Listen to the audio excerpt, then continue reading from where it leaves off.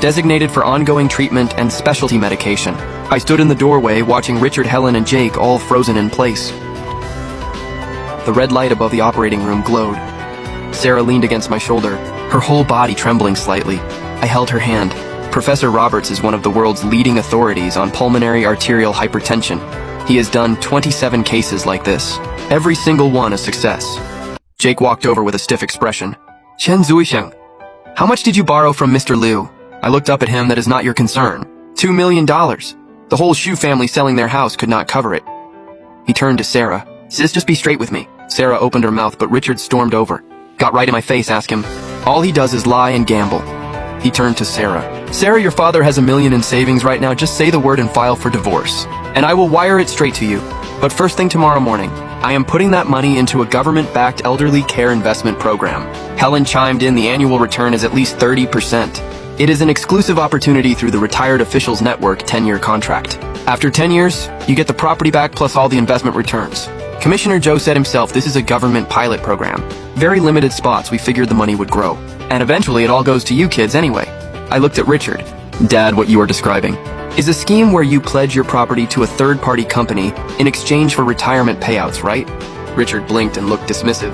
A senior official personally vouched for it. Legitimate company contract was reviewed by a lawyer. What do you know? This is a scam pattern that has been circulating for a couple years now. These so-called professional firms are usually shell companies registered with almost no capital.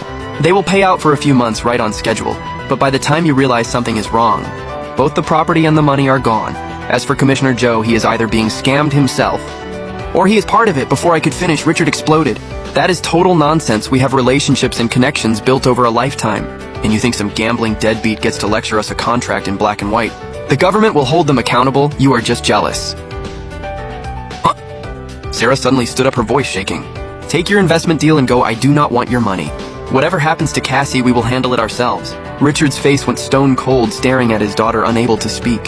Finally, he shook his head hard. Fine. Do not come crying to me later. Helen sighed, red-eyed. Jake opened his mouth, then closed it. The family turned and left. The hallway outside the operating room went suddenly still. Sarah sank into the chair. Tears sliding down in silence, I gently put my arm around her shoulders. 4 hours later, the operating room light went off. The lead surgeon walked out with a smile on his face. The surgery was a complete success. Cassie will need 48 hours of ICU observation. But the prognosis is very optimistic. Sarah's knees buckled. I caught her just in time. She covered her face, and tears poured through her fingers, but this time they were tears of relief. 2 months later, Cassie met the criteria for discharge. Color had come back to her little cheeks, and though she still needed regular medication and checkups, she was back to bouncing around to celebrate her recovery. We booked a table at a newly opened upscale steakhouse while she was in the hospital. I had made her a promise. Once she got better, I would take her out for the best steak she ever had. The restaurant had a nice vibe, and Cassie sat there swinging her little legs with excitement. Sarah tucked a napkin into her collar and the food arrived. I was just about to cut into my steak when a well-dressed young man passed by our table. He glanced over casually and his eyes landed on Sarah. He stopped cold. Sarah. Her face showed surprise and then shifted into something amused and a little pointed. He stepped closer and his gaze swept over me and Cassie, lingering on Cassie for just a beat too long before his eyes went back to Sarah. Heard you got married, is this? Sarah's fingers tightened slightly. This was Zach, the guy Sarah's parents had been pushing hard for her to date back in the day. Seeing him, Sarah's body visibly stiffened. Zach. Sarah's voice came out a little forced. What a coincidence. Zach turned to me and looked me over slowly. The sizing up was not subtle. He extended his hand. Mr. Chen, I presume nice to meet you, and your kid is already this big. I stood up and took his hand, and he deliberately squeezed harder. I did not react, just looked at him calmly. Since we ran into each other, mind if we join you? Zach said smoothly, then turned to introduce a polished woman standing behind him. Babe, this is my old friend Sarah and her husband. Sarah, this is my girlfriend Ashley. He put just a little extra weight on old friend and girlfriend, and Ashley's eyes swept over Sarah quickly, landing on her outfit before a trace of superiority settled onto her face. She smiled brightly. Sarah, right. What a coincidence, let's sit together. Sarah quietly squeezed my hand under the table. I squeezed back and smiled at Ashley. Oh, Ashley, you are too kind. You look quite a bit more mature than my wife. Ashley's smile went stiff.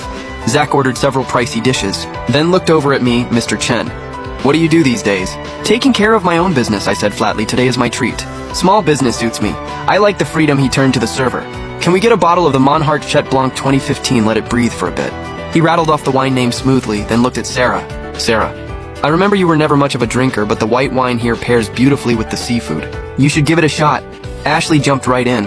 Oh, absolutely, Zach has such refined taste that wine is not cheap either, right, babe? She was asking Zach, but her eyes drifted pointedly towards Sarah.